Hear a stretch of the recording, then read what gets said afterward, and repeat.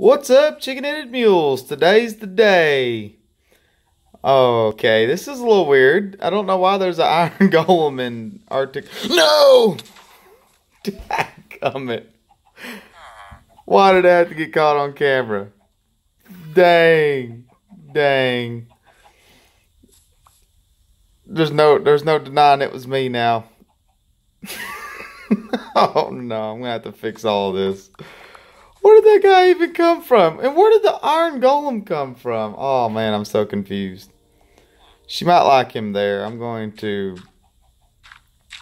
kind of block this off so he's stuck there. But yeah, anyways, that villager I guess is homeless. So he was been sleeping in Arctic Queen's little shop here. And there's a lot more beds here than...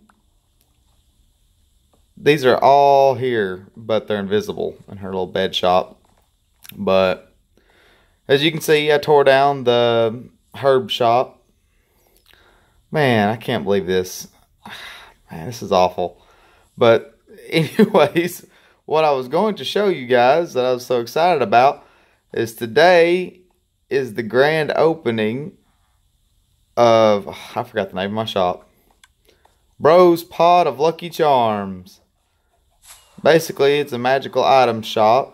And it's a pot of gold with a rainbow coming out of the top. Pretty nifty. Pretty nifty. I like it.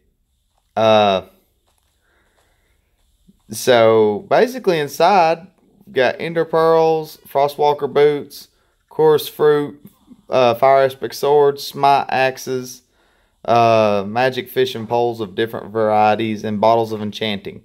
And I've still got room for another product there. Technically, I got room for a lot of product because I can put these item frames on the shulker boxes if I crouch. I did not know that because I couldn't put one there because it would intersect with that one. So I had to do it there, and I didn't like it being different. But technically, I've got a bunch of room for expansion. Oh man, I'm still so upset about that creeper explosion. That hasn't happened in so long. Dadgummit. Anyways, we will fix that right after I finish showing you guys what all's been going on around here. So made a trade deal with the comb up north. He's gonna silk touch us a bunch of ice and snow, so we have that available, and possibly open a shop around here. Where, I don't know. There's an available spot there.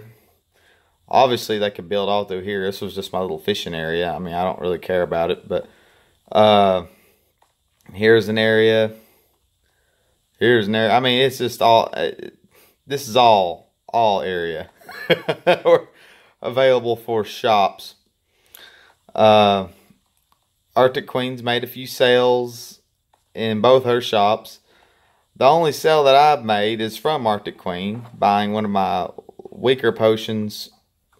I don't know, I'm not sure which one, but I know it was like one of my discounted potions here for some leather. Which is one of the things I'm after. What? Where'd that sign go? It blew up some of my stuff too. What the heck? I don't even remember what this was. Gunpowder. I was buying gunpowder. I'm just going to have to recalculate how much a gunpowder a diamond's worth now, but anyways, we'll get around to that. So I built, okay, it's gone. I forgot. He took it down. An automatic sheep shearing farm, but it was too far away from his base. But he's gotten started on the tabernacle, and he's making at least the walls out of wood. I mean wool. But we've got a little sheep farm going here. I didn't know it would grow in the desert, or else I wouldn't have built that contraption way out there. So this is pretty awesome. I've been experimenting with a lot of redstone farms. So I'm thinking about selling my services to, you know, let's say the comb needs some wool to keep his people warm over there in the cold. You know, he might could use a sheep farm. Well, now that I think about it, how am I going to get sheep all the way there? I don't know. I don't know if there's any sheep there in general, so I don't know. We'll see. There's sheep here aplenty. Wait, that's a chicken.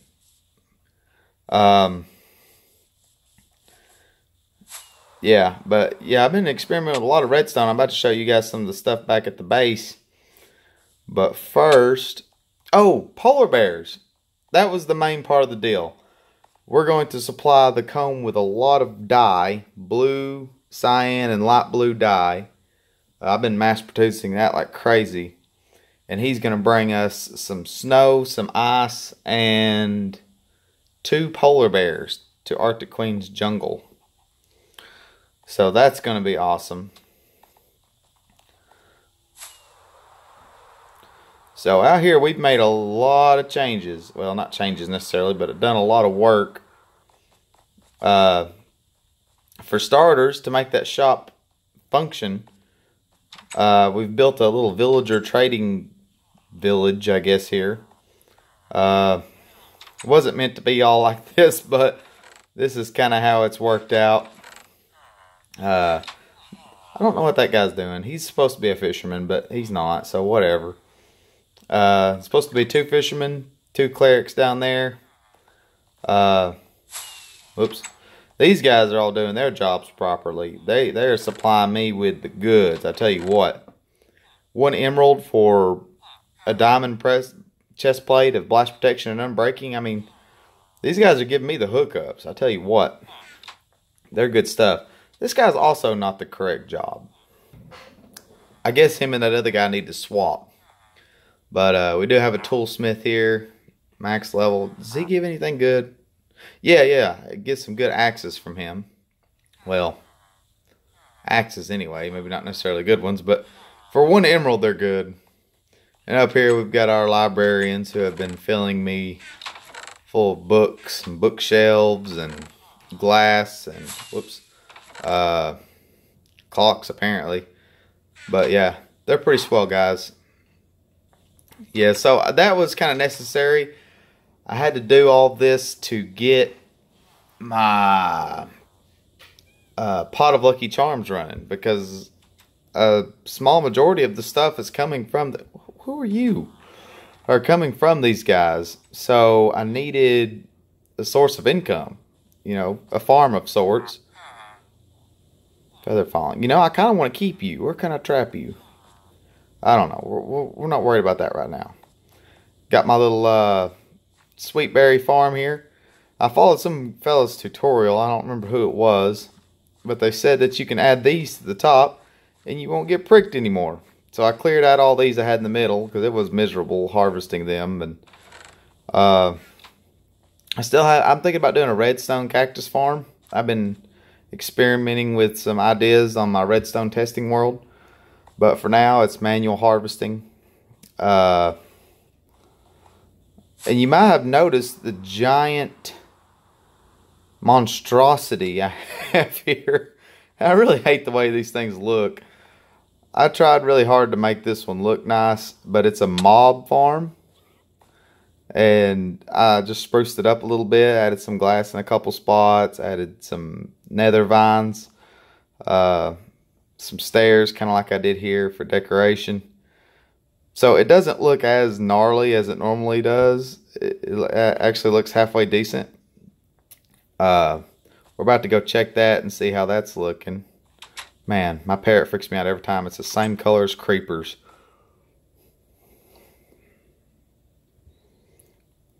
And up and at 'em. So we'll go check on that mob farm in a second, see how it's doing. I know it works, but I don't know how well. Now I made a Mycelium Farm. And this, okay, I've only got 3 dirt, so I can't really do a very big test. I don't have a silk touch shovel. Never mind. So if you have silk touch shovel, you come down here, harvest all of this, replace it with dirt, and bam, Mycelium Farm. This right here spreads down here, turns all this back into mycelium, which I may eventually cover my land with. Keep these creepers from spawning. Or maybe the marketplace. Good grief. I can't believe that creeper snuck up on me. I got this idea from Hermitcraft. The whole mycelium resistance thing they got going on. I enjoy watching them sometimes. They're good stuff. Up here, this is all whoa, man. I've been in this area too long. Too many chickens. I got a little, first of all, I got a little egg generator. I got a bunch of chickens in there. I've also got a bunch of chickens in there who shoot into the dispenser that I have hooked up to a redstone clock. Oh, yep, one just spit out. So as soon as they lay an egg, it goes down to the hopper into the dispenser and almost immediately shot out. And that's why there's so many chickens running amok.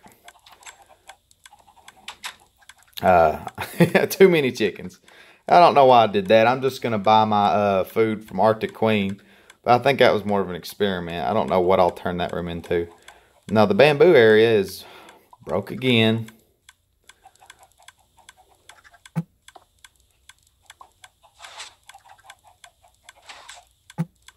We gotta fix it. There we go.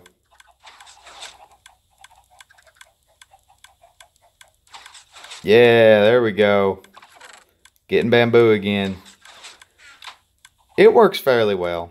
If you want much to happen, you need to stick around a while, but I mean, it's better than going out there and chopping it. Have you tried chopping this? Like, not on computer, but you know, using a controller or something. It's hard to get right on the bamboo. But anyways, let's go check out this mob farm. See how it's doing. Whoops. Oh my goodness. That did not go how it was supposed to go. I don't even remember how to get up there. Here we go. Do. So it's working pretty well. That's basically a 16 bone meal that I will be using to make light blue dye for the comb. Gunpowder, which I always need. String and rotten meat for villagers, and arrows, which when I don't have an infinity bow is invaluable, because who has time to sit and make arrows? Definitely not me. I usually have Fletcher villagers for that, but I've got my vines growing, some kelp here, which this needs to be a lot bigger to be effective. And currently, to get the kelp, you have to go in there and swim around and grab it, which is very ineffective, and I don't like it. But it is easier to flip the switch than it is to go down there and smack it and usually break the bottom one. And kelp does grow fast, though. So if I were to sit here, I could potentially get a lot by doing that. I had a sugarcane farm I was working on. Got rid of it because I was like, it's just easier to manually harvest sugarcane. And it's kind of satisfying, if we're being honest. I got my cocoa beans here, which I don't use, but if I ever wanted to use them, they're there. But yeah, that's pretty much it. That's pretty much all the changes. Who are you? Oh, it's that same guy. Huh. My temple to Sheogorath. I don't know if I guys showed you this.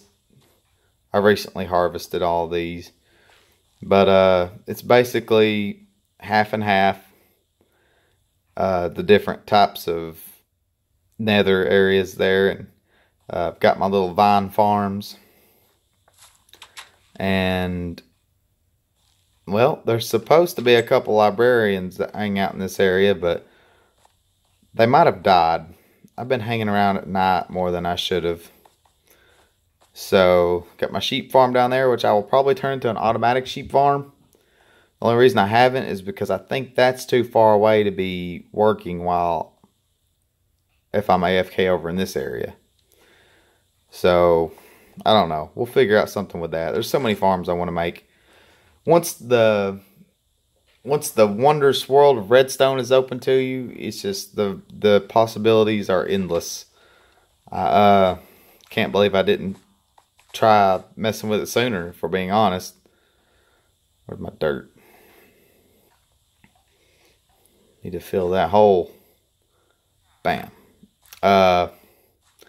But yeah, this area is getting a little nice. It's getting more efficient and useful and all that good stuff. But yeah, tomorrow's the grand opening for the Pot of Lucky Charms. All visitors gets a free magic fishing pole. Now, they're not as good as the ones that are for sale in the shop, but they are still there. They are unbreaking fishing pole. Whoa! You stole my plant! You jerk! What in the world? Darn Enderman, always stealing stuff and being big meanies. What in the world? Who does he think he is? Actually, I don't think he got that from there. I think I had some random ones spread around. Still, though, not cool, man. Not cool. I will put the link in the description for the design I followed for this mob farm. It was not my idea. I think it's a little bit of an older model, but it checks out. It's working. But obviously, the person in the video made it with cobblestone. I chose to use blackstone to match the rest of the area. And of course, a lot of those designs were my own, like the glass and the vines and things. And so yeah, it's pretty interchangeable. It's just the structure itself. And I did learn that you have to follow exactly as he does it, because it was messing up on me at first. I couldn't get it to work right. The water was flowing down into the hole. Whoa! So I had to rearrange some stuff because I didn't pay close enough attention. I just watched the video once and I was like, yeah, I got it. Turns out I in fact did not have it. So this beautiful area is the work of Arctic Queen. Oh, isn't it amazing? Little tourist area. This is our mine. She's gotten to where she's pretty capable on her own. Go down and mining, and is comfortable just doing her own thing. She really don't need me for anything anymore. It's kind of sad. She's all independent now. But this area here I filled up with kelp and some coral from the nearby ocean. But let's take a good look here. I think she wants to connect all of the big jungle trees. Look at that. Ain't that cool looking? Yeah, that's just awesome. But she wants to connect all the jungle trees eventually. But, man, that's a lot of work. It's a lot of wood.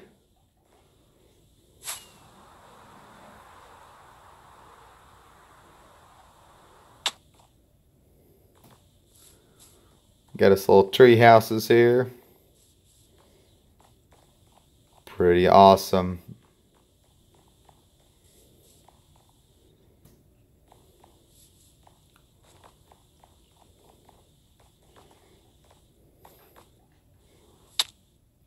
Down here's her little dirt hut. She named it Jabba the Hutt. Now, this is probably the nicest dirt hut I've seen. It's got green glass all around it, vines, bushes.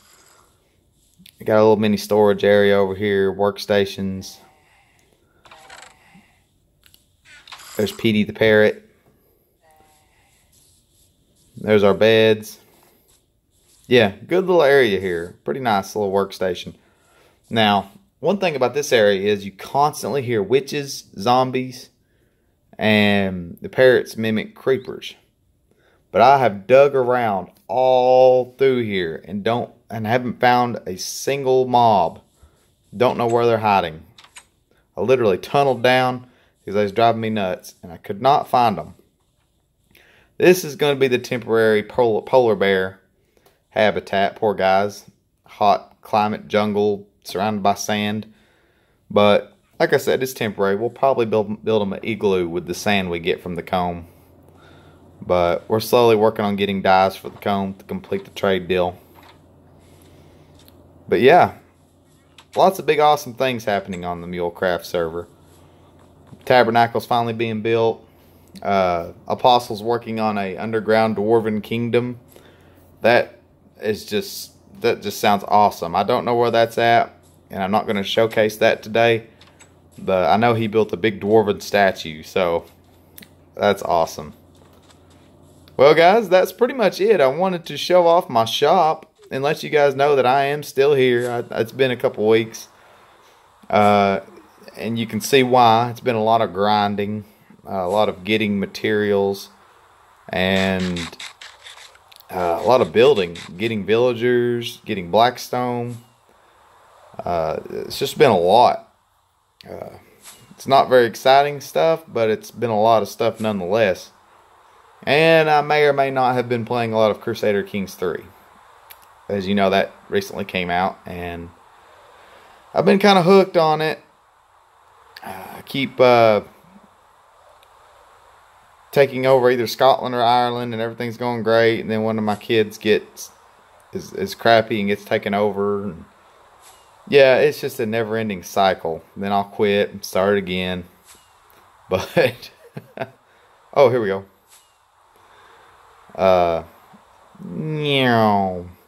Let me know in the comments what I should put up here, because I do not like this chicken farm. Oh my gosh. I've always wanted my own chicken farm like that, but especially one that effective. But it is not what I want inside my castle. Just imagine all the chicken poop on the ground. Oh my goodness. We might build a chicken farm down there or something, but not up here. We need to find something else to put up here. But yeah, let me know in the comments what you think I ought to do there. And thanks for watching, Chicken-Headed Mules.